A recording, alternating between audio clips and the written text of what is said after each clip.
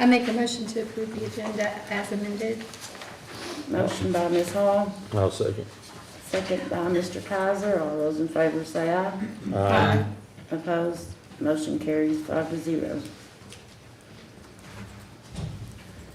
Consider approval of minutes from special board meeting on October 23rd, 2025.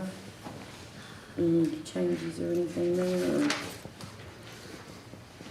No, I'll make that motion to accept those minutes. All right, motion by Ms. Thomas, I'll second. second by Ms. Hall. All those in favor say aye. Aye. What did I say?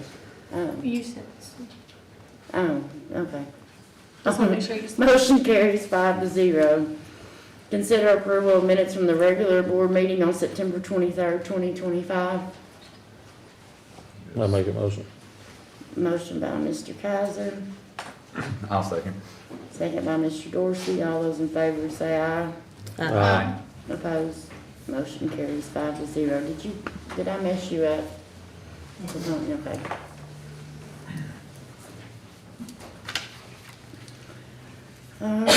Clark County Public School recognitions.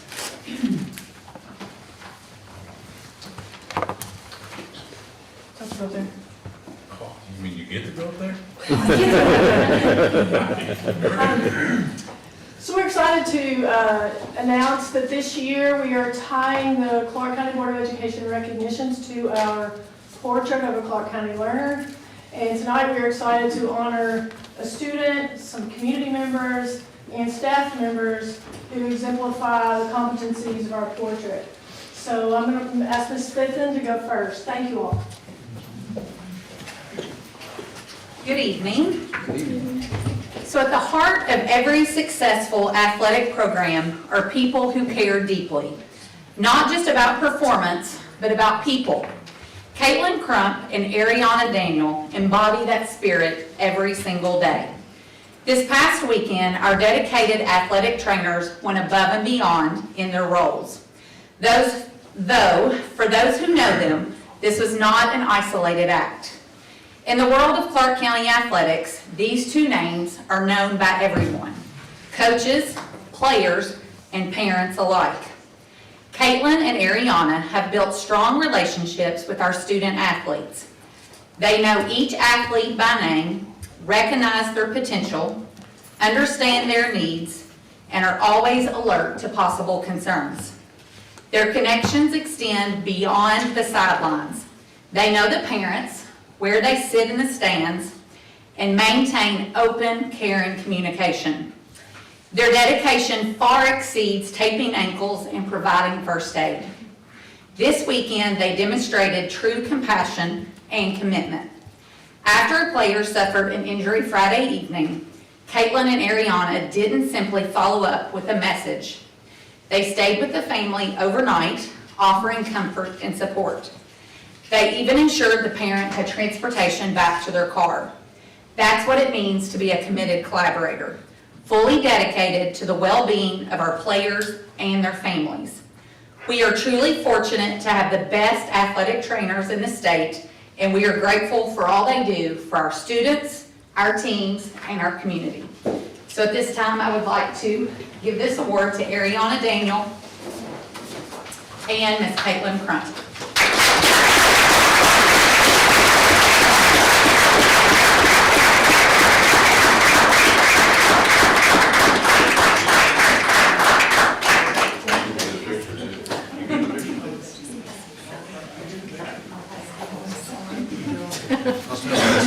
Picture that.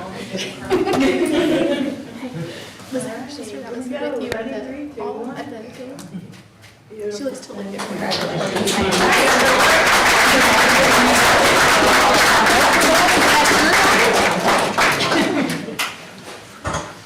I think so.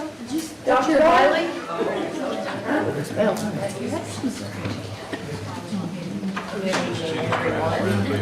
I am honored to nominate Ms. Jamie Jo Ward for recognition as a professional who exemplifies the qualities of a resilient learner, effective communicator, reflective innovator, and committed collaborator. This year, as we learn the new Infinite Campus Workflow Suite, Ms. Ward has been instrumental in helping our team navigate the new system. She has managed multiple tickets, daily phone calls, and emails with IC and KDE, always approaching each challenge with patience and persistence. Her ability to communicate clearly and consistently with both IC representatives and school staff has ensured that important information is understood and acted upon quickly. She has helped us problem solve complex issues such as attendance challenges by researching options, testing solutions, and sharing practical strategies that improve our processes. Through her dedication, problem solving, and teamwork, Ms. Ward has made an incredible impact during this transition, and she is truly deserving of this recognition.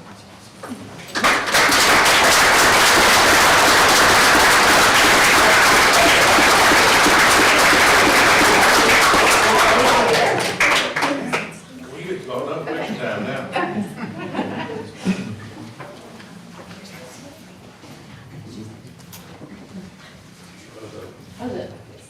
All righty, here we go. Go, go Carson. 3, 2, 1. You missed the Carson.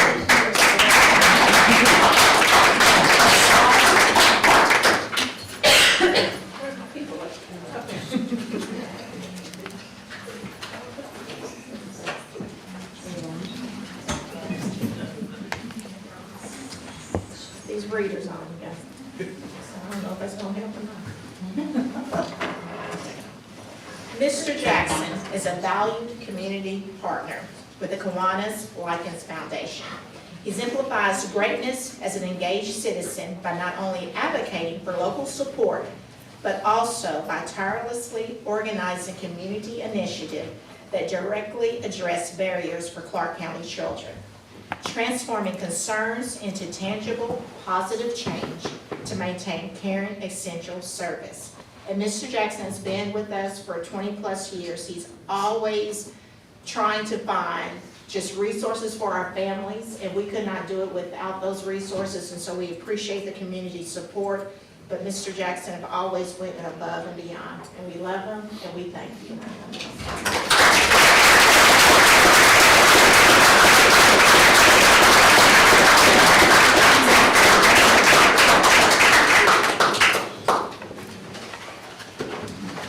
My people. I was waiting.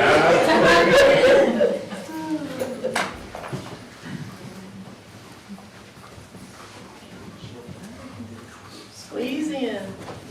It's your day, Dina. Are we ready? 3, 2, 1. Awesome.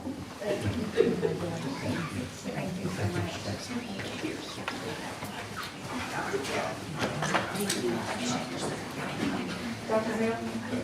It was truly your Appreciate you, sir.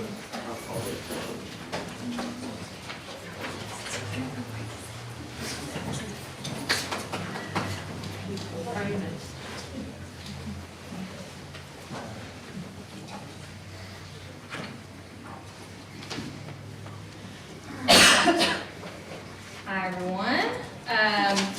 My first recognition is for a community member. James Bowman exemplifies greatness as a community partner by dedicating his time every week to mentor and connect with our students at Phoenix Academy. Every Tuesday, he spends an hour with our boys building relationships, sharing his experiences as a business owner, and modeling positive leadership. His consistent presence shows students the value of community involvement and provides them with encouragement and guidance that extend beyond the classroom. Thank you, Mr. Bowman.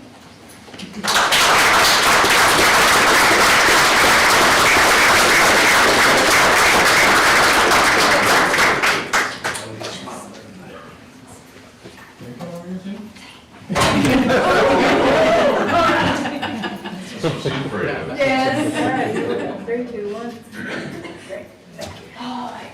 Thank you. Thanks, sir. All right. I'll do this again. Okay. So, all right. Take 2. The second is a student. Adrian Odorizzi exemplifies greatness as a resilient learner by overcoming personal challenges with determination and focus, ultimately turning her life around through hard work and perseverance. She demonstrates empowered leadership by serving as a positive role model, actively counseling younger students and consistently setting a standard of excellence in both academics and behavior. Balancing employment with strong grades and a positive attitude, Adrian has shown her peers what it means to rise above obstacles and lead with both strength and compassion. Congratulations, Ms. Arrizzi.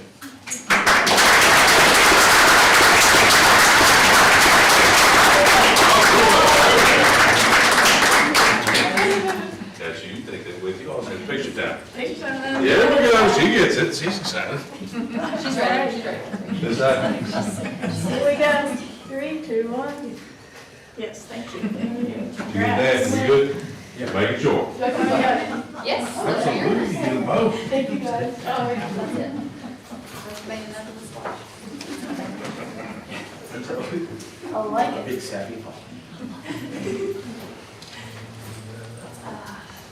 For many years, Emmanuel Episcopal Church has demonstrated a commitment to collaboration with Clark County Schools through its support of the Family Resource and Youth Services Centers across the district. The congregation has again made a generous donation, which gives coordinators the flexibility to respond to families in need of emergency assistance. For their continued support of Clark County students and the Winchester community, we would like to recognize Emmanuel Episcopal Church and celebrate their mission to promote student success and remove barriers.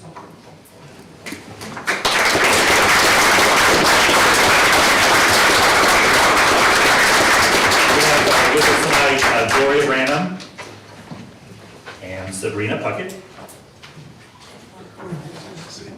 Mary T. Iser, and Will B. Van Meter, and the Reverend Ryan Lloyd. Thank you all so much. And we have with us also tonight all of the Frisk Centers are with us tonight. So there we go.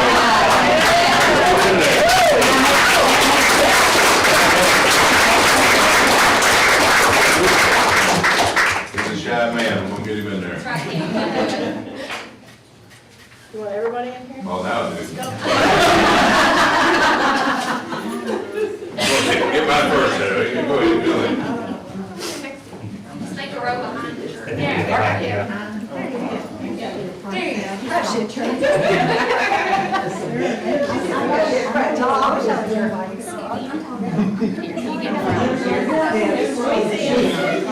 see you. Hey, Okay, here we go. 3, 2, 1. Ashton, can your head go that way a little bit? Ken? Okay, here we go. Good try. I know, like you made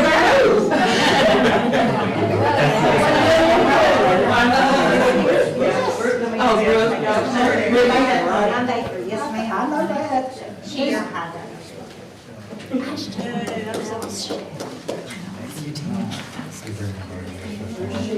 Yeah. Thank you. TRC. Oh, really? Yeah. I love Ashton. I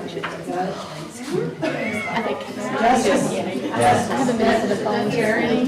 Thank you so much. Casey Campbell. Thank you. Preschool. And comfort. Thank you so much. And stroke. I'm sure we'll see you before each other. Well, we always want to make sure. Thank you all so much. Thank you.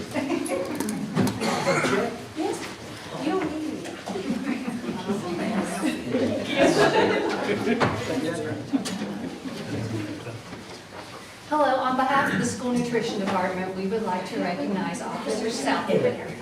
Officer Southwood is new to Clark County Public Schools as a school resource officer at Justice Elementary.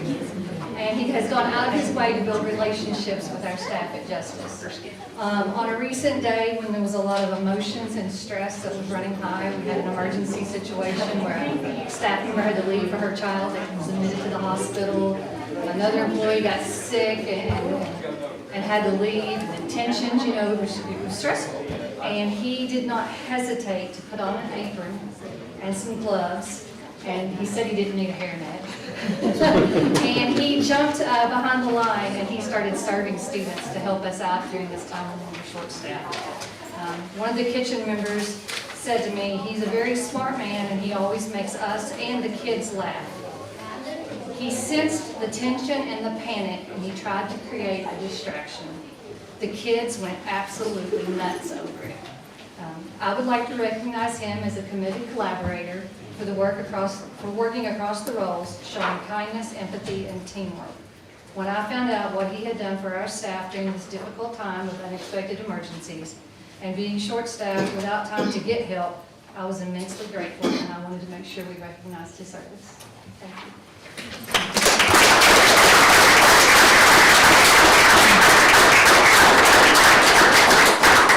Well, I did take an extra portion of mashed potatoes that day. There you go. Thank you so much. Great, thank you. Thank you. Thank you.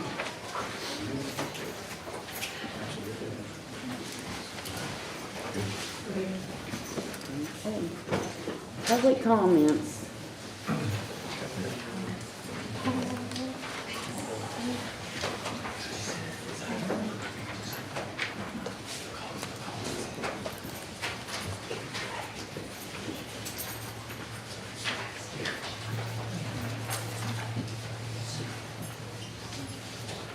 Harvey Groff.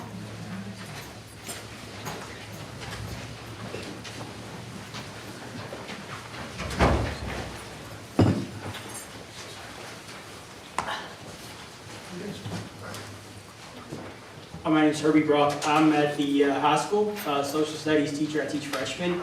And this year we're trying to start back up our Educators Rising Club, which is a future teacher club. And I've brought 4 members today to tell you guys all about it and tell you about what we plan to do this year and just kind of let you guys know what's going on.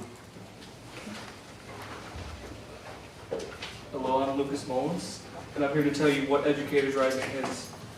Now, Educators Rising is a future teachers club where students will be able to participate in competitions on a lesson planning and teaching state and national levels.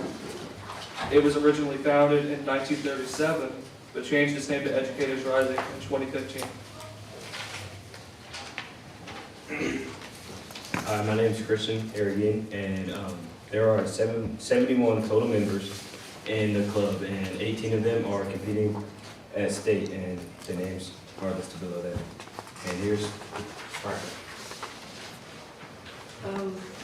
My name is Riley DiCaprio. I'm a part of Educators Rising Possible. Schedule we have is going to NKU on November 7th. Visit the Berea College on November 7th, 15th. Asbury Conference sometime in January. State in Louisville in March. Nationals in Portland, Oregon in June. As you can see, this is going to cost a lot of money, which is why we're here to ask for help. And we're surprised. Hi, my name is Bryce Dorsey. I'm a freshman at GRC and a member of Educators Rising. I'm here to talk about the competitions we offer, one being children's books, which is where a student will make a book and they'll read it to kids that are younger, for K3, pre-K, and Spanish. Some other competitions we have is job shadowing and administration. This is for students who want to see what staff do every day. And we also have lesson planning and teaching with arts, STEM, and CTE. This is a very interactive competition where you create a lesson plan for younger kids.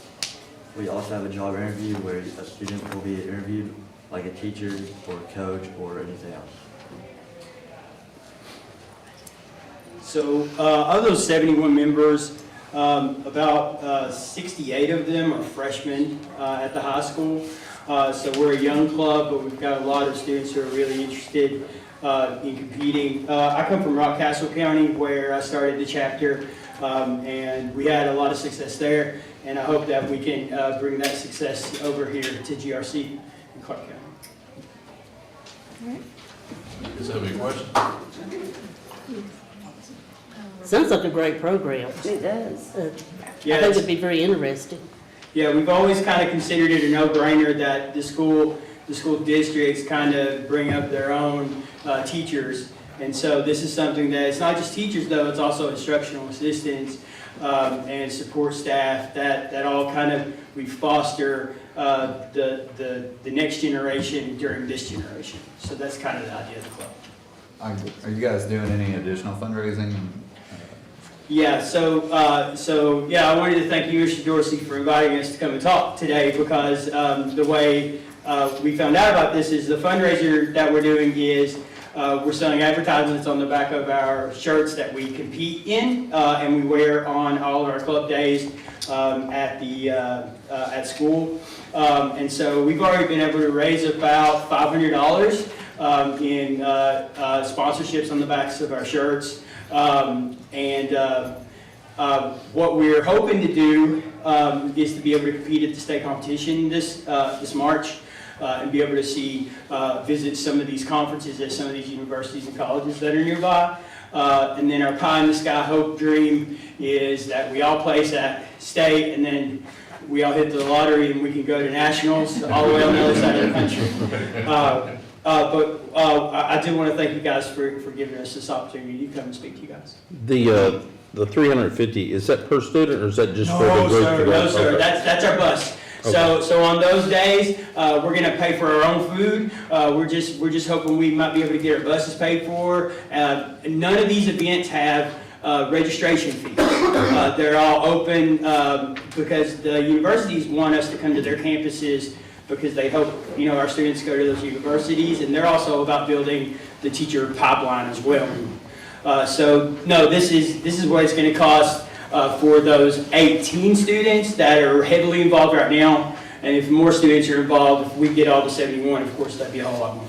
Okay. But that's the estimate for the 18 students. Okay, thank you. So I know the curriculum last year at GRC, they had gotten rid of there was like the educational blocks of track. Have they brought that back yet? So that killed me. So I actually applied 2 years ago to GRC, and then I applied again this year. So I was hoping that I would have a similar situation where I would be able to teach social studies, but also pick up a few of those classes to keep that pathway alive. Because we fought so hard to get that pathway at Rock Castle. We finally got it the year I left, and I was so proud of that. My hope and dream is one day down the road everything goes really great and we can get that back because I don't see any reason we shouldn't have those classes packed to the gills. Yeah, for sure.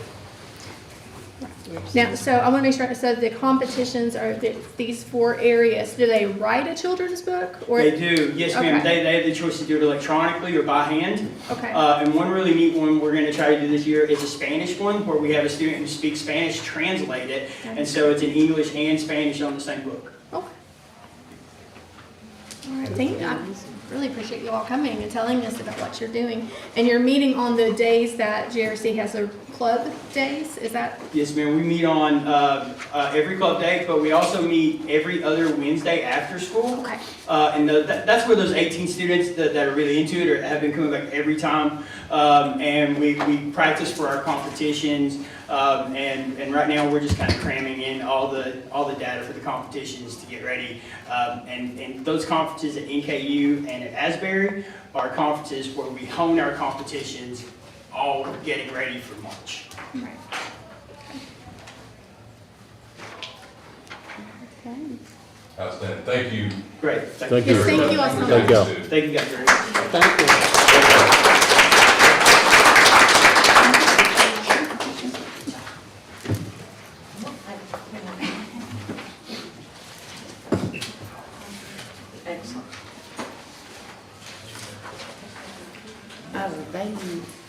So can we add this to the agenda for them because November 7th they're meeting in West Okay, so you've got November 7th. So then can you add this on the next agenda? Okay, yeah. Will that cover November 15th too? When's that next meeting? Or you're gonna cover it? The big ones will be the state. Okay. So Okay. Thank you. All right, community partner update, Roland Art Center. Awesome. Is this the best place to be? Yes. Oh, that's fantastic. Okay.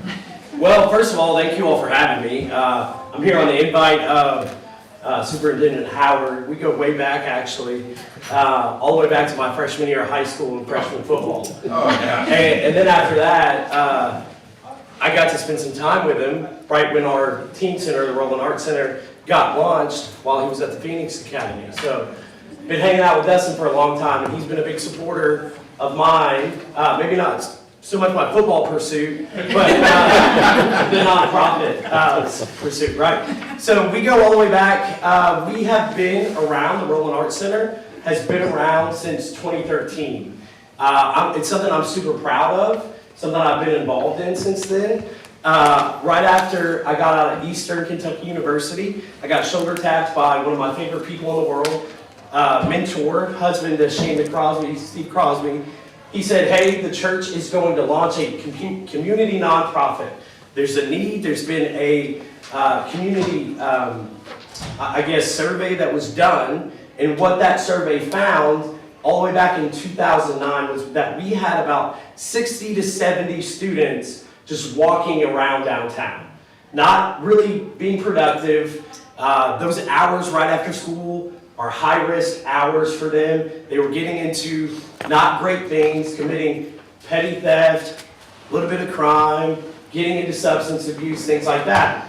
So our church, Calvary Christian Church, took it upon themselves to say, hey, we want to do something in the community. And so this idea of a coffee shop on the ground floor, and then a teen center on the second floor, I think it came out of Steve Crosby's mind. And because that's generally how he works, he brings it to life. And I got to be a part of it. So he tapped me on the shoulder. I was coming out of school. He said, Joseph, we need somebody to run the teen center. I was like, Steve, I don't know how to do that. He's like, well, neither do we. So we kind of figured it out, but we failed a lot. Having said all that, we've got a rich history, but I also think we're actually one of our community's best kept secrets. And what's interesting about that, I would imagine that a handful of people have heard about us, but much of our community hasn't. And we've been around, we've been committed to our youth. Our vision and our mission is to help the young people of Clark County dream big and to provide them with the resources and all the things that they need to be successful in middle school, high school, and life beyond. Right? And so everything we do and everything we have done for the last 12 years has come at no cost to any of the students. All of our programming, all the events, everything we do costs them $0. We did not want there to be a pay obstacle or a paywall or anything to prevent a student financially from benefiting from our programming. So I just want to share a little bit about some of our programming. Dustin didn't give me a clock, so you guys are in trouble. I'm a talker, and so that's my background. And so what I'll share with you is a little bit about our programming. First and foremost, we're a drop-in teen center, which means Monday through Friday after school, students can come down into our building, hang out, get poured into, get invested in, find a place where they can really feel like themselves. Find a place of acceptance. It's a third place outside of school and home where they've got some identity and they've got adults who care about them, right? And so we've got our doors open Monday through Friday after school until 6 p.m. So that's our drop-in program. We've got 2 floors. We are downtown. Formerly, we were above the coffee shop, right? The cairn. Then the cairn became the hall. And then once it was the hall, we actually moved. We bought a building. We're blessed by the community and the generosity of the community. We were able to buy a building. A few doors down, it used to be the old Winchester Federal Bank building. So we've got 2 floors we operate on, the second and the third floor. And actually on the first floor, me and a couple of my business partners just opened a golf simulator business. So shameless plug on Teed Off. That's on the first floor. They were on the news tonight, by the way. Yeah, Josh Wood was there. And then on the second and third floor, we've got the teen center. On the third floor, we've got wide open space. We've got consoles. We've got ping pong tables. We've just got wide open space for kids to kind of run around, spread out, and hang out. On the second floor, we've got a couple of offices. We've got like a conference room, hangout space, couches, where the kids can get on Wi-Fi, watch something on the TV, do things like that. We've got something called Project Launch, which is an employability project. And the whole thing around that is to create soft skills for students who want to get into the workforce. We want to create employable students who go out, get jobs, and contribute to our community, right? Sometimes these students are kids who've already had a job and kind of crashed and burned. So we kind of bring them back in, give them opportunity, or they've never had a job. And so we walk them through mock interviews. We talk to them about what it's like to show up with punctuality, not on their phone all the time, how to deal with customers, how to look them in the eyes, and how to just show up and do your job. And many times that job is going to have things and responsibilities that, number one, you're not going to enjoy. You might clean a toilet. You might mop the floor. But that's part of it. There are going to be other parts of the job that you enjoy. So that's Project Launch. We partner with other businesses, and we really create for our high school students an opportunity to build the skills, get the necessary training and resources to go get a job. The good news about that is 90% of all of our students who have come through that have found employment.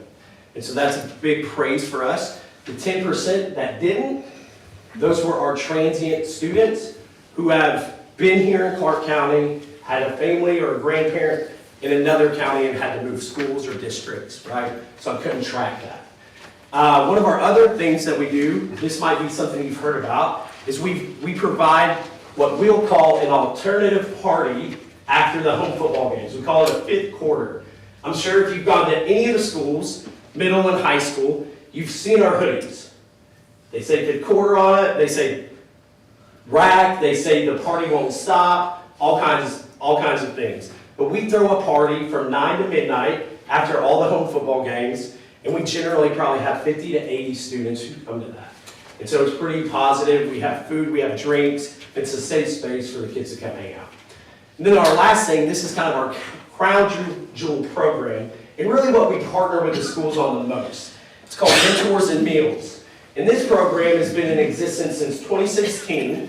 And really, I have to thank Josh Mounts for being probably the biggest encourager and believer in our program from the inception.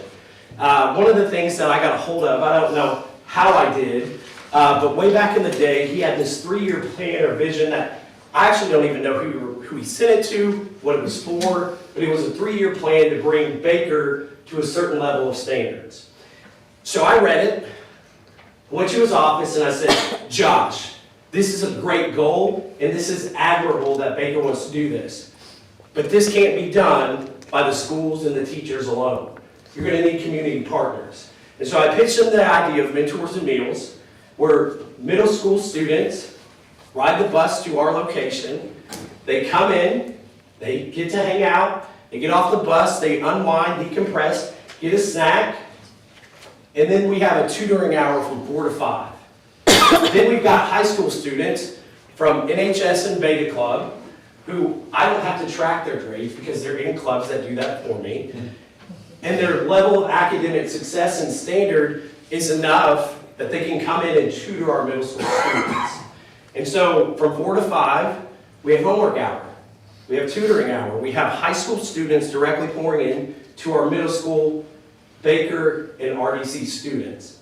And what's really special about that is those high school students motivate those middle school students in a way that I think parents, grandparents, and even our teachers can't. It's one thing when the star soccer player shows up, spends some time with a middle schooler, and encourages that student to take their grades seriously, to show up for class, and to want to do well in life, right? And they're modeling it, and they can think, hey, if that kid did it, then I can do it, right? And so then from 5 to 6, we have dinner. And so we are a food insecure community, and what I love about our schools is they take care of our students Monday through Friday for breakfast and lunch. And what I believe is super special about what we do is we make sure those students also get dinner. And obviously none of this happens without great partnerships and great volunteers. And so thank you for the time, but I just want to tell you about the rack. I'm not asking for money. I'm just telling you about it. I want you to share our story. I want you to encourage our administrations at Baker, Campbell, and the high school to keep supporting us, to keep believing in us. We're coming up on our 10th year running Mentors and Meals next fall. That's an incredible achievement, and it's something that our community has supported this whole time. There are ways you can financially support us. We have a website. We've got an online fundraiser coming up in December. It's called the Good Giving Challenge. I'm sure you guys are aware of that. And then you can go to our website and put a donation in at any time. But really more than anything, and you all know this, I know this is not a strange concept to you all. The biggest investment we can make in our students is us, is our time and our attention. The biggest resource all of our students who are at risk, who are going to be a part of my programming, I say mine, it's really ours, our communities, is your attention. I have people who say, Joseph, I can only give an hour a week. That might be that student's best hour that whole week, right? And so at the end of the day, I'm just grateful that we have this opportunity. Our biggest and best partner, honest to goodness, are the schools. And so thank you from the bottom of my heart, for my board, and for everybody involved for supporting the RAC. And we've got Mentors and Meals. It actually starts next Wednesday. Shout out to our bus department and our transportation department as well. They help provide the buses that get our kids to our location. So that's a massive, massive deal. And then also special shout out to our family resource officers, Casey Davis and Whitney Snow at Baker and Campbell. So thank you all for your time. I'm happy to answer any questions. Like I said, I love talking about it. So if you've got any questions, I'd be happy to answer. I'm gonna come up to you. Oh, awesome. So, I got to hear Joseph there was a mental health task force in Clark County, and I think it was August, maybe September, I don't remember when it was. And I have been I'm a social worker, I thought I knew all the resources in Clark County. Obviously I did not, because everything he just said, I thought they just went down there after school. I had no idea what they did.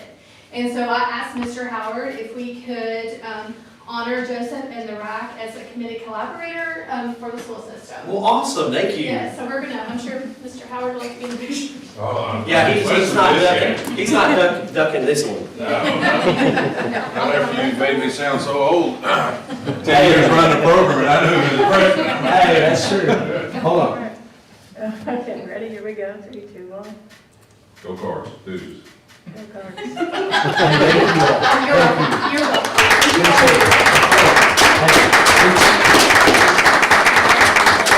Got to delete some of those pictures. Okay.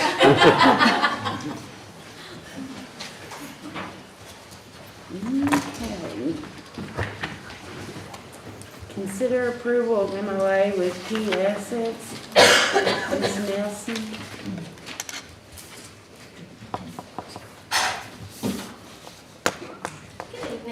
Good evening.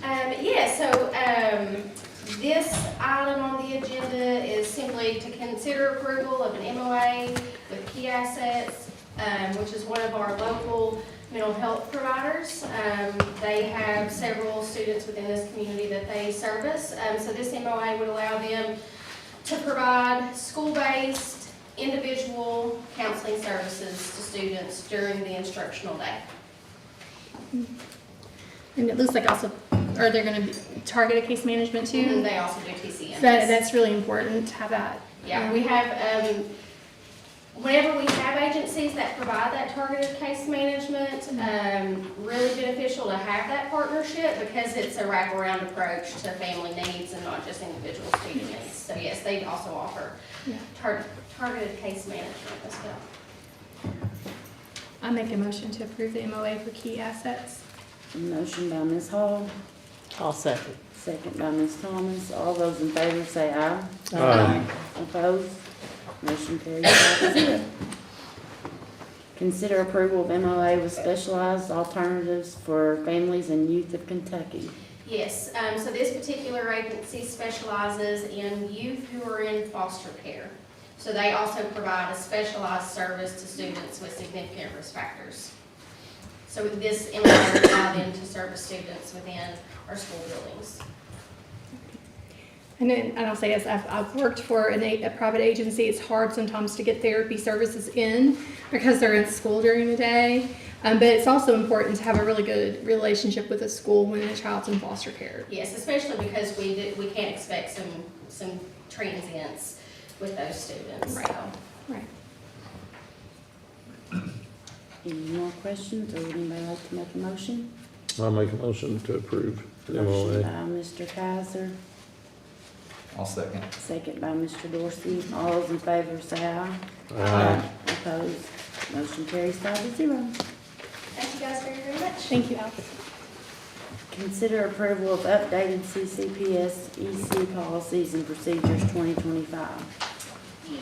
So every year, Teresa Combs, who works as kind of a special education law or attorney, she's also been a board attorney, also does a lot of work with KSBA, submits policies and procedures to the directors across the state.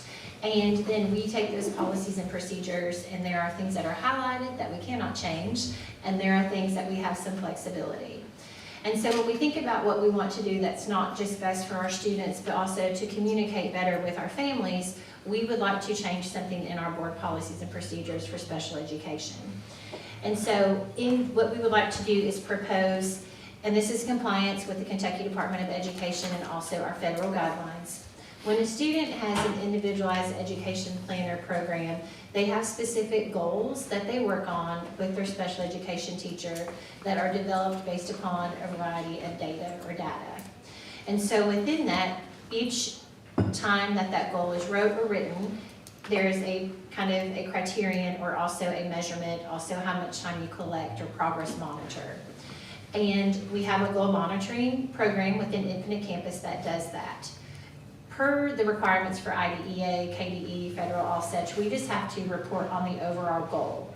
In prior years, we have also wrote or written benchmarks and objectives, and what that seems to have done is not just confuse our teachers on what am I really monitoring and providing direct instruction on, but also our families, because you have this goal and then you have all these other things underneath, and it becomes not as consistent and coherent as we would like. However, students who run alternate assessment do have to have short-term objectives or benchmarks. So we would like to update our policies and procedures to state that students who are not eligible for alternate assessment would just have the overall goal, and we would only monitor that goal to provide more consistency, clarity, coherence as our students move across our district. Now, I also noted, and I need to get with Ms. Bell, there are some highlighted things underneath confidentiality that did not say appropriately, but they're in our prior policies and procedures, so I don't know how we need to move forward, but the KRS did not say them in Google Doc, just the number. So it's in our former one here, so we can take the old, and this is the logistics part, we just need to take off that from the prior policies and procedures where we don't require short-term objectives and long-term goals on the former policies and procedures. Everything else is updated. You have a new copy of those that were shared with you, but there's a section where I was editing, it didn't say when I sent it, so. So when we make a motion, what would your recommendation be? I would approve the new CCPS EC policies and procedures with the exception of that section and keeping it the same as the prior. There's no other changes. No. Okay, so then we would like to keep this section, chapter 8, all the sections, chapter 8, which deals with confidentiality, current to the current policies and procedures, which were updated, I believe, in the summer of 2023, when we updated the hearing impairment and visual impairment definitions. Thank you, Becky. And I apologize, that's Google. So, Ms. McCormick, when if my child has an IEP and I'm going to get a report, are you talking about the report card, or what is it that you're speaking No, that's of? a great question. So there's different, so we have to do progress reports at the end of every 9 weeks for specific goals on the student's IEP. So that's one piece of compliance that we have to do.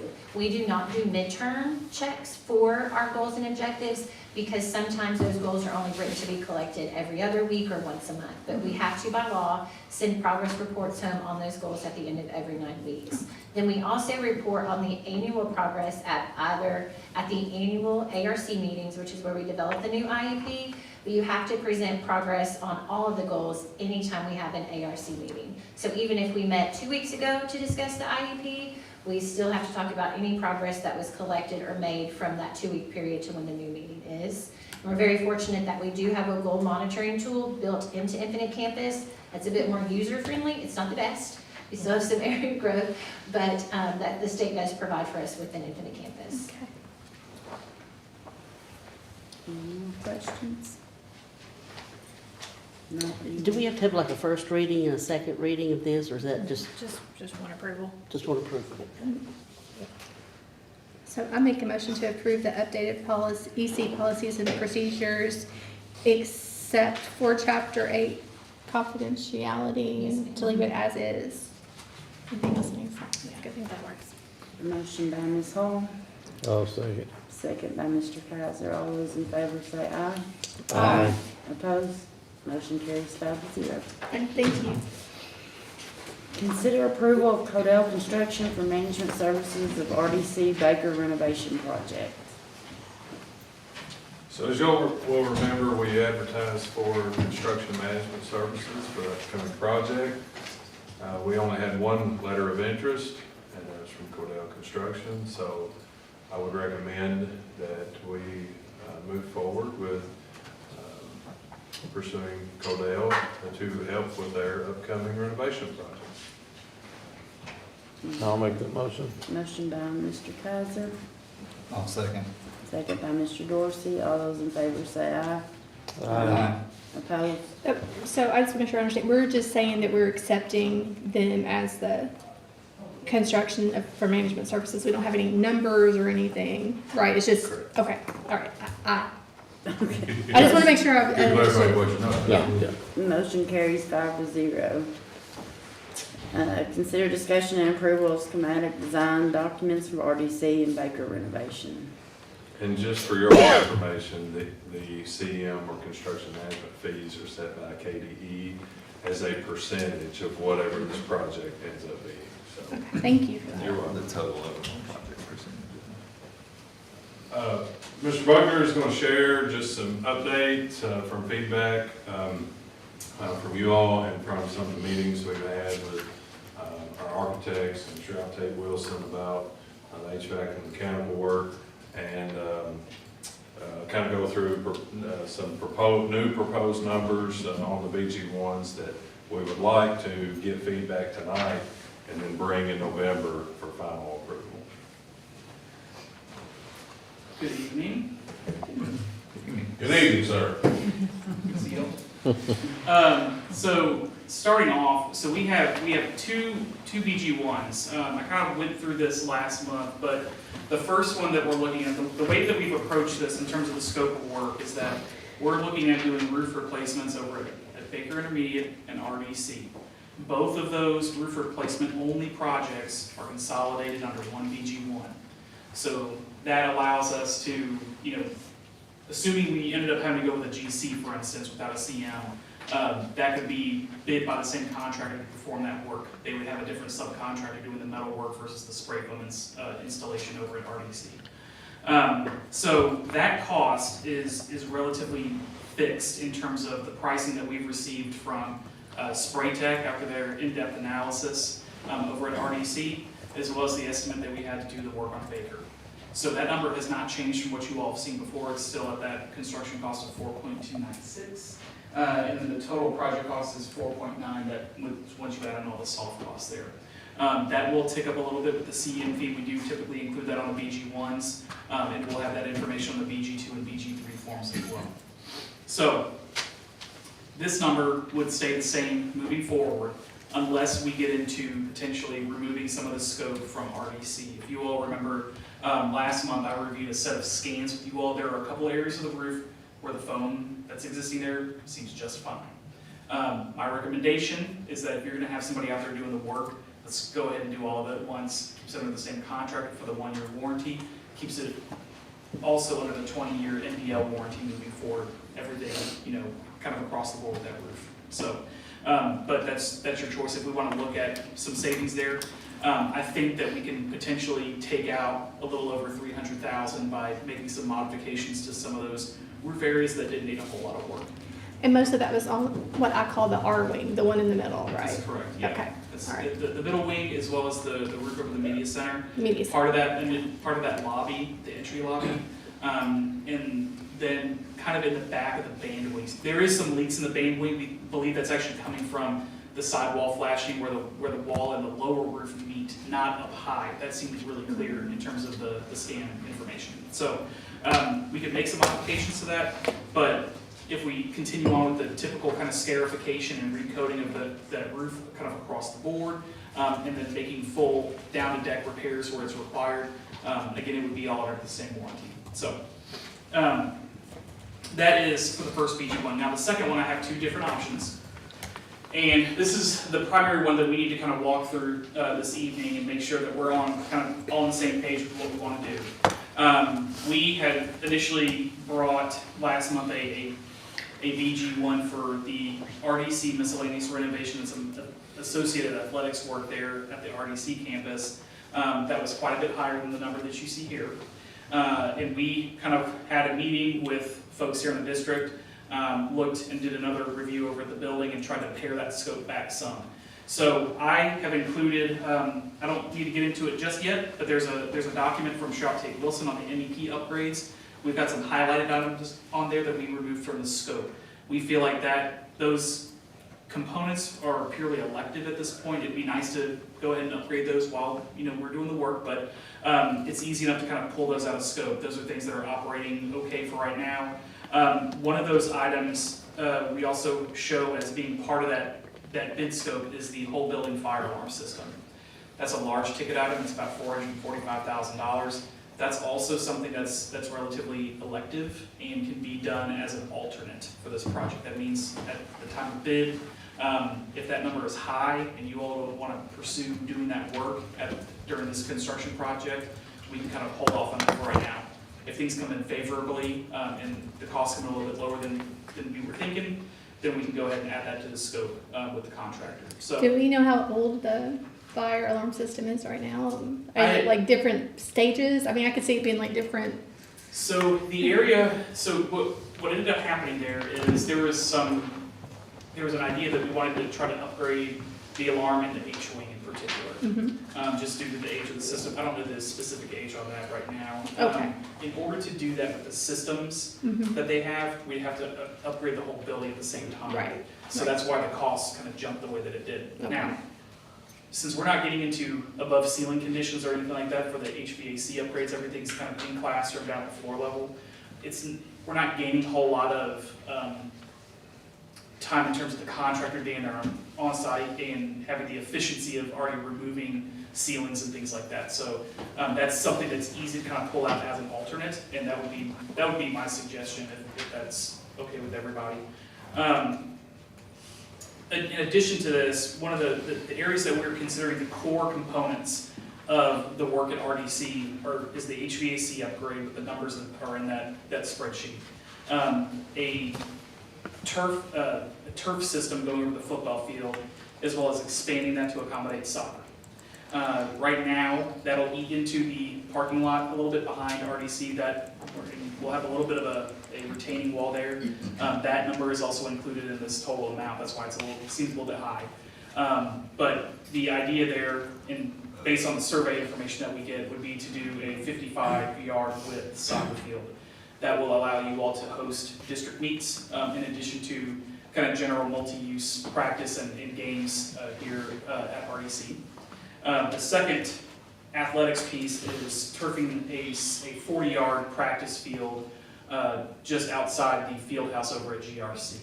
So that area is already kind of graded appropriately. It's relatively flat. There may be some slight modifications during construction to improve that a little bit more, but that cost us about $650,000 to do that full system. That'll have them kind of pull back some of that existing soil to put a sub-base system down and turfing over that. So the things that we're not including on that initial BG1, so that was the smaller of the two numbers, we are not including any of the exterior windows in H-wing, replacing those. We were not including any of the doors, so we actually looked at I think it was 24 doors total in each wing to replace those to upgrade the door hardware system and to get the doors matching throughout that corridor. As well as some replacement of the ceilings over in the band suite and auditorium. And then some additional repair work for the existing softball and baseball fields. So if you look at the, it will be the next BG1 form, so that total was 6.4. If we go up to 7.1 total project cost, that would include those other items.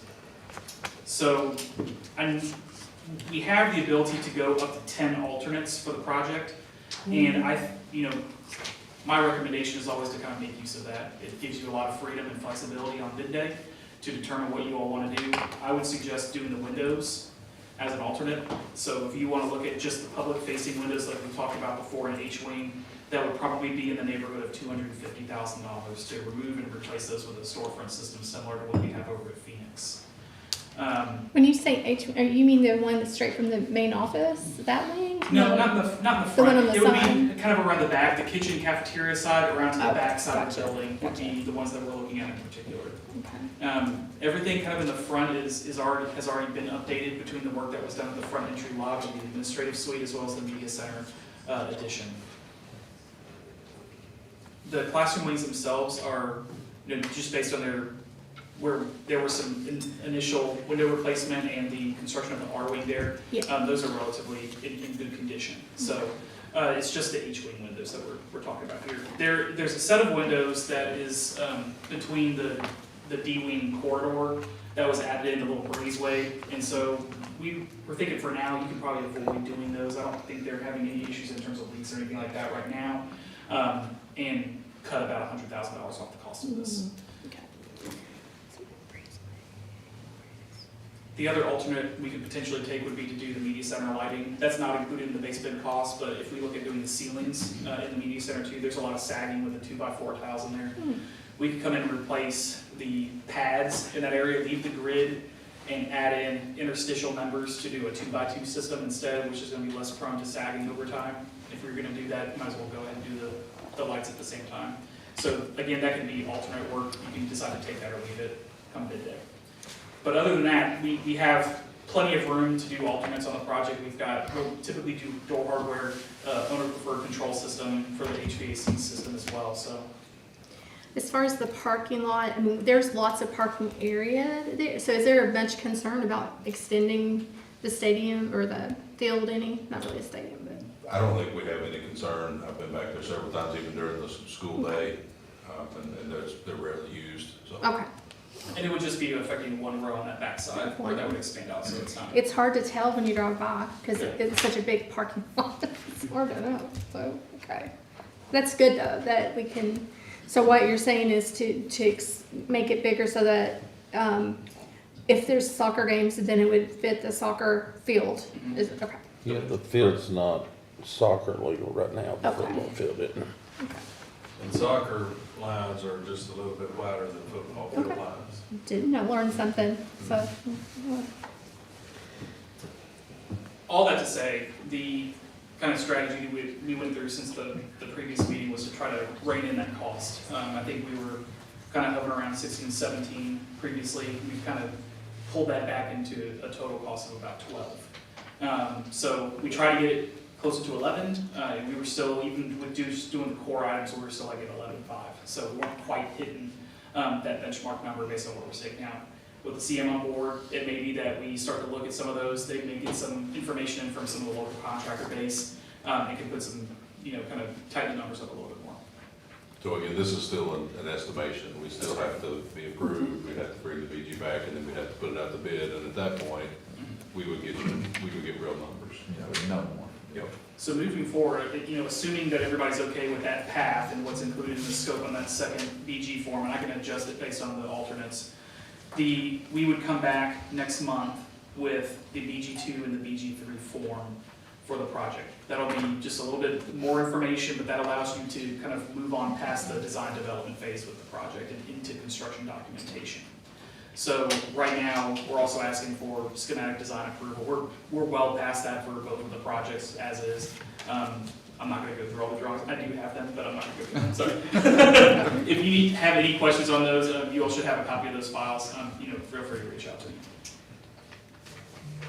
Okay. So Ashley, I just want to check time for you at 7. Yeah, I'm Okay. watching. Okay, so consider discussion, or do we have a motion?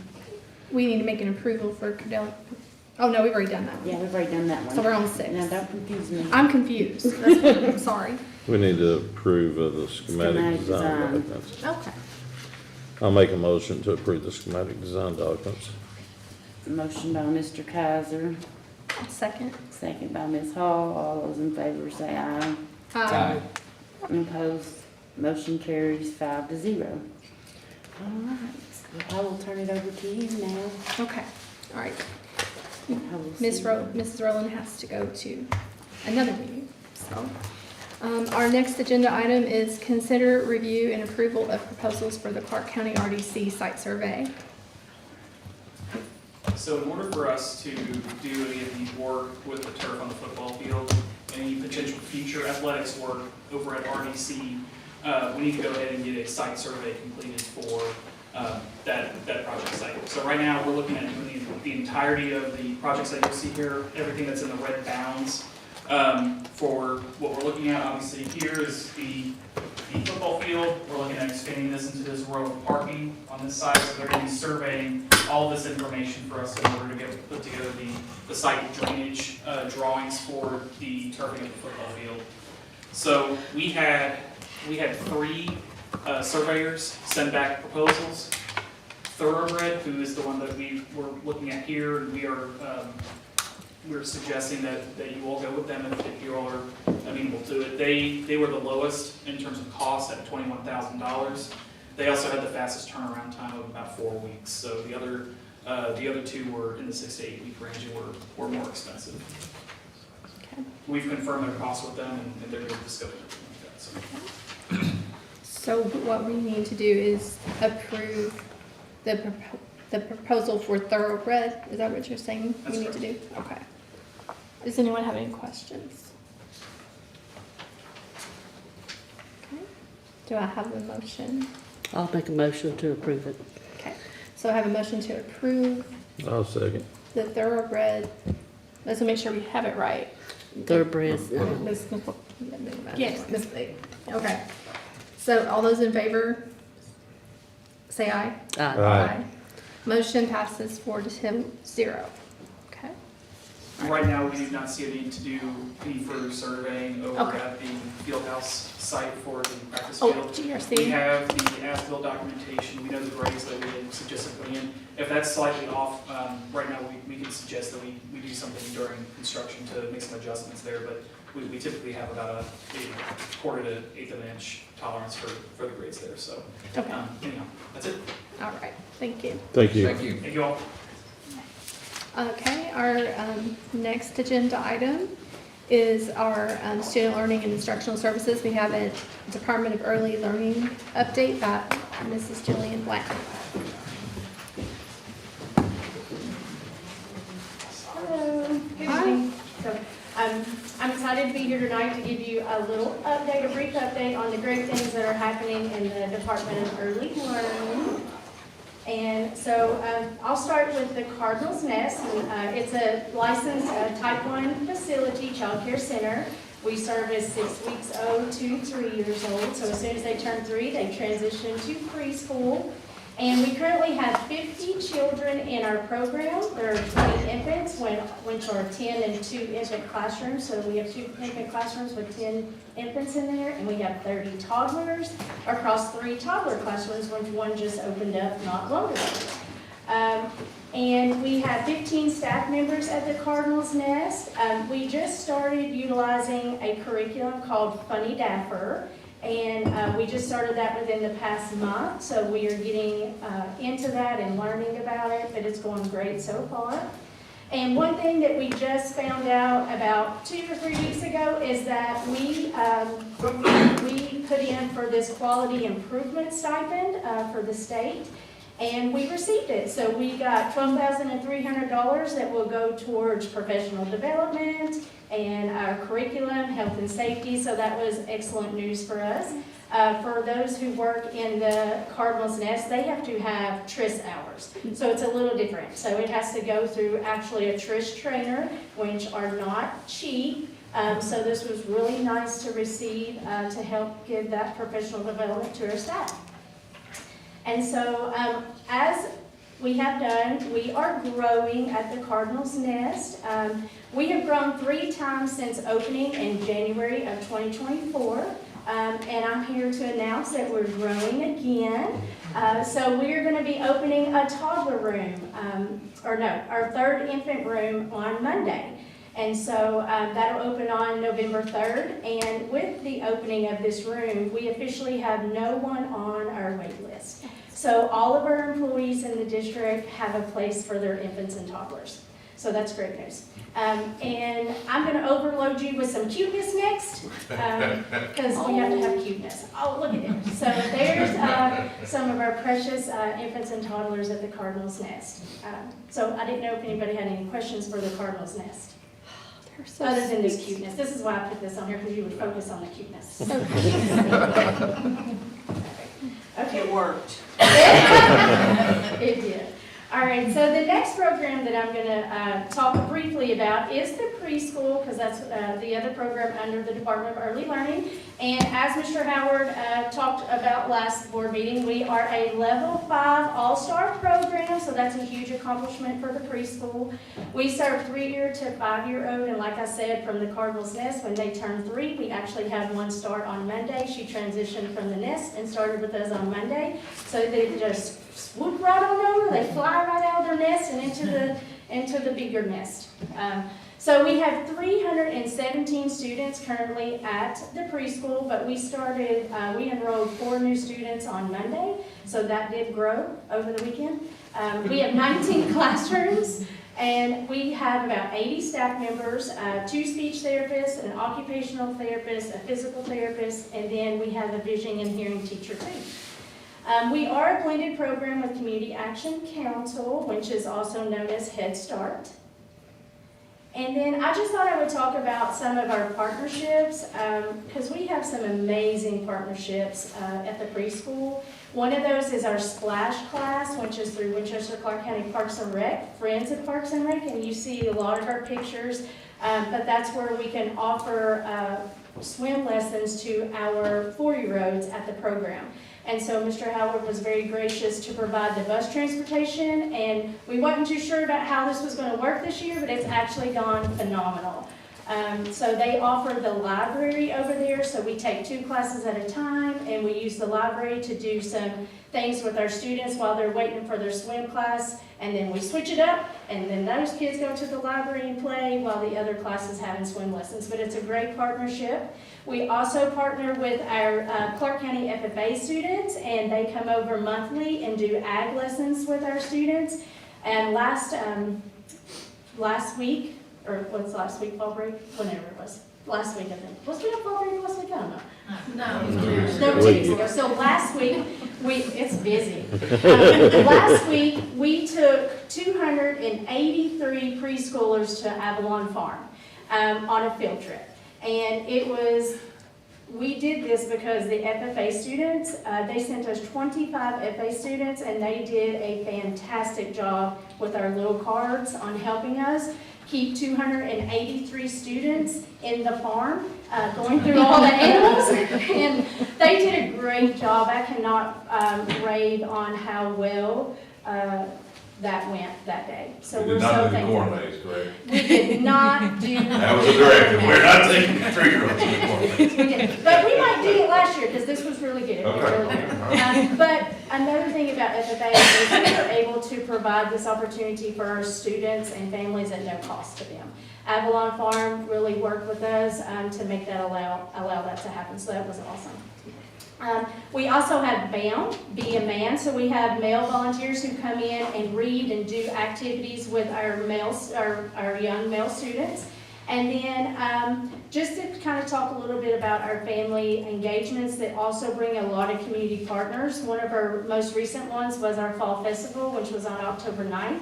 We had 486 people sign in. I'm sure there were some families who may have missed the sign-in table, but that was a huge success, and we had 10 community partners there, like the fire department, Winchester Police Department, we had First Church of God, so many community partners, the health department hands program. It was just a wonderful event. So I'm going to overload you with some cuteness again in case you have any questions about preschool. These are a lot of pictures this is from our field trip and from some swim lessons. Another shout out to the FFA. All the students at preschool were able to go to Avalon Farm for free because the FFA used some Perkins money to sponsor, so no family had to pay or be left out. So a big shout out to Ms. Big and our FFA department at high school. All right, and now the aftercare program that is growing. We're all growing in the Department of Early Learning. They are also a licensed Type 1 aftercare program. They serve students from ages 3 to 12 years old. We currently have 246 students. Again, we started 2 new students yesterday. So this continues to grow. Some numbers are there about 80 preschoolers, 153 elementary, and 13 at Baker. Of course, when they start, that's when they age out at 12 years old, so we'll start seeing that number decline a little bit. And then also sometimes moms and dads think they're old enough to maybe stay at home a little bit by themselves. But that number has stayed pretty steady this year. Last year it declined quicker than it has this year, so that's great. We have about 27 staff members in our aftercare program. We are in 7 locations, so preschool, the 4 elementaries, and Baker. We do accept child care assistance. I just want that to kind of be known so that our families know that we do take child care assistance. We have learned a lot about CCAP. We do offer extended services such as fall break, winter break, and spring breaks, but you must pre-register because it is a ratio program just like the child care center. We have to maintain ratios. The whole Department of Early Learning maintains ratios. So, and then we also have summer care. So just to give you a little bit of numbers for this past summer. So this past summer was our first go-round at summer care, and it was a success. And we served 145 students across 3 locations. That was preschool up to the age 12. And we actually brought in some students back to our district through the summer care program this year. So those students came back to Clark County or enrolled in Clark County after attending our summer care program. So that was good. Our overall aftercare enrollment has increased by 75 students since last year. So our program has really grown significantly.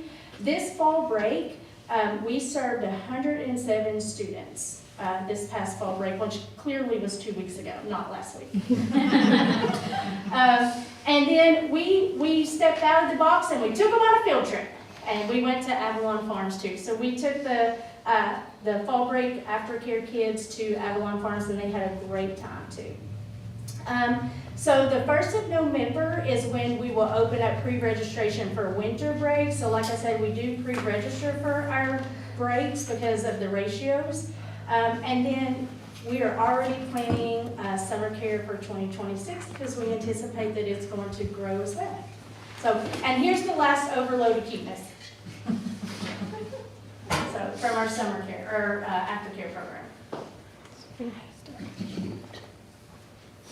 Oh, and just for like just a extra information. So overall, the Department of Early Learning currently serves 614 students from the ages of 6 weeks old to 12 years old.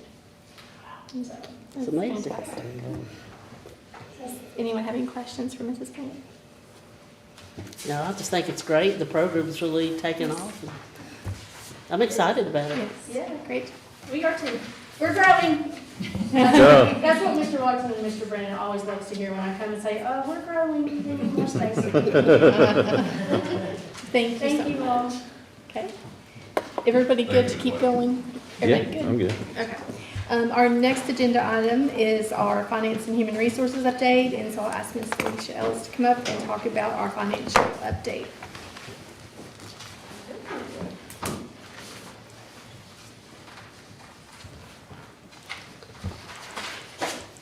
So, we are a little bit under this time frame with receipts compared to the same time frame, the same time as last year, about 3% down, but that is not concerning at this point. We will get our big pay for, next 1st of November with our sheriff collection so that will put us kind of up where we need to be, so. And that will be good with next month. Expenses, 19% versus 18%, 1%, so that's tracking. So we're good there. We did have some good news with calculation of our SEEK. Tentative SEEK dropped literally the day after our board meeting when we presented our working budget, and so that increased. We had an increase with our SAR report, which is the superintendent's attendance report. We were up 148 students, I believe it was, for what we had projected, which we were very conservative in our projections on purpose, because we always want to be more versus less. So that gave us extra dollars into our revenue budget, so we're up with that about $700,000, so that is good news. We have put that in instruction, some information coming on what directive that is going to be used for. I think maybe he's already had a few conversations, but more information to come about where we're going to go instruction-wise on some information on that. But so good news in that directive. We're still sitting at 6% on our contingency with the 3.9, so we're still sound in our budget. Any questions? So taxes, we're still kind of tracking. Like I said, we're waiting on our property tax. That will come 1st of November, that first big check where everybody's paying early to get that 2% discount. So we haven't received that yet, but it always comes that first week of November. So we're waiting on that from the sheriff. But we are up on our franchise, which we talked about that last month. They're kind of up and down, but we got that really big check right at the first of the fiscal year. But with the collections we have gotten, motor vehicles currently at 25%, and then franchise is currently at 20% with what we have received this month. So it's up from where we were last year at this time, so that's actually good. All right. Any questions? Finances. All right, then we just need to authorize payment of salaries and accounts payable. Does anyone have any questions, or do I have a motion? I'll make a motion. All right, I'll motion. second. Okay. Motion by Mr. Kaiser and second by Mrs. Thomas. All those in favor say aye. Aye. Approval 4-0 for authorization of payment of salaries and accounts payable. Okay. All right, and then our next agenda item is consider approval of KETS first offer of assistance. So this is our first offer of our KETS, which is the technology budget that Mr. Kaysen operates on. And so they send us 2 offers a year, and this is, we have to approve it and we match it. So this is from the state, and we escrow it, and we will create his grant for next year in the budget. So we always create next year from the offers we receive this year, his grant for the following year. All right. Do we have any questions? Do I have a motion to approve the KETS first offer of assistance? So moved. All right, and do I have a second? Second. Second by, Mr. Dorsey and Mr. Kaiser. All those in favor to approve of the KETS first offer of assistance, say aye. Aye. Motion carries 4-0. Okay. All right, I'll ask Dr. Tammy Parrish to come, and thank you, Ms. Ellis. Dr. Tammy Parrish is going to talk about considering approval of policy 01.1, legal status of the board. This is the second reading. Yes, so this is just the second reading. It's not changed since the last board meeting where we updated the word from shall to may and the non-discrimination notice. Okay, all right. Does anyone have any questions? All right. I'll make a motion to approve policy 01.1, legal status of the board, second reading. Do I have a second? I'll second. Second by Mr. Dorsey. All those in favor say aye. Aye. Motion passes 4-0. Okay, and then Dr. Parrish, consider approval of revised job descriptions. So there are a few job descriptions in front of you, and we changed the physical demands to realign all of them, so they're all the same in the physical demands now. Mhm. And this has to do with specific, Yeah, pushing, pulling, lifting, carrying, repetitive. make sure no one has anyone have any questions for Dr. Parrish? No, I don't. Okay. I'll make a motion to approve. Motion by Mr. Kaiser, I'll second. second by Mr. Dorsey. All those in favor say aye. Aye. Motion passes 4-0. Approval of revised job descriptions. Thank you. Ms. Thomas, did you get a chance to? Oh, I'm Vote. sorry. I was just looking, yes, You're yes, good? I'm Okay. good. All right, all right. Okay, all right, thank you, Dr. Parrish. Thank you. All right, I will hand it over to Mr. Howard for the superintendent's report. Sure, a couple updates I want to give you guys. Next week we'll be taking a staff workday on what is usually election day. There's some national elections, but just want a reminder, we'll put that out on all of our social medias and platforms to make sure. So the staff will be working.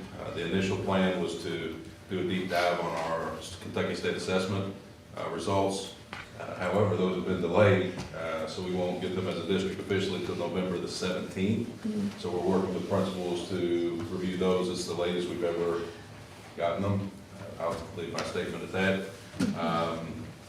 We'll be able to share with you guys on the 17th, and then the media will be able to post it on the 19th, or the 18th, I think, at 12:01, something like that. So we're excited. I can't say anything publicly, but we are growing greatness and we're making strides, which is exciting. We do want to bring attention that every school building will have Veterans Day programs this year. That's the second year in a row when we'll be able to do that, where we celebrate. And our kids, the coolest part is our kids actually put the programming on. So it's not a bunch of adults up there for the most part. It's our students understanding what veterans do and giving back, and the selflessness that they have given to our country. Bringing back, by popular demand, holiday meals. So all of our parents will be invited to a couple holidays meals coming up, one around Thanksgiving and then one before the Christmas break, winter break, where you can come in and eat. We do charge you, I think it's like $5. $5.25, the best meal you can ever buy for $5.25. Yes. Multiple desserts, pumpkin pie, banana pudding, apple pie, ham, turkey, gravy, mashed potato stuffing. Big fan of the stuffing. Yes. I like it. But really the point is to lean into our vision, which is to connect our district, our community, to grow greatness in all of our students. We've got to build relationships with our parents, we've got to build relationships with our grandparents, and a lot of times they don't get to see all the great things happening in the building. They don't get to come in and meet their teachers and staff, and we're trying to do a much better job because they are our partners in this work, and they need to be treated as such. And being from a farming preacher family back in East Kentucky, you know, you build relationships when you eat together. And so we really want as many people as possible to come in and hang out with us during those couple of events. So Ms. Ellis alluded to we went on a little mini field trip. Ms. Fitton and Mr. Watkins and I over Madison County. We've set up a second field trip for some principals to really look at some programming they're running with college, or with career and technical education, CTE. So building that not just at our magnificent high school where we have 22 different pathways on top of our area technology center, but expanding it into RDC as well as Baker with exploration classes in everything from cosmetology to phlebotomy to construction management to plumbing. We have got to focus on the whole child and not just reading and math and writing, which it's very important. But if they don't have a skill set or know how to apply that, And sometimes that doesn't mean going to college. It means going to a technical college or being a certified welder. And so as we intentionally push the curriculum down to our younger kids, we're hoping, and the goal would be that they would get experiences that no student in Clark County have ever had before at that age. So I've invited a couple board members to go over several. This is expanding quickly, but our kids deserve that kind of exposure. So we're super pumped about that. And now because of the growth of the district, we've kind of honed out and carved out some of that funding so that our schools don't have to pay for the curriculum. We can do that as a board and superintendent. But again, more to come on that, and hopefully we'll big time celebrate when we roll out these career exploration labs. And again, connecting also, talked to Brad Southern of the IDA, and he's super excited about tying our business and industry into these labs. So it'll be, again, our community working together to grow greatness in our kids. That's all I have for you today. Okay, well, thank you, Mr. Howard. Oh, go Cards. Oh my goodness. Oh, Can't boy. believe that.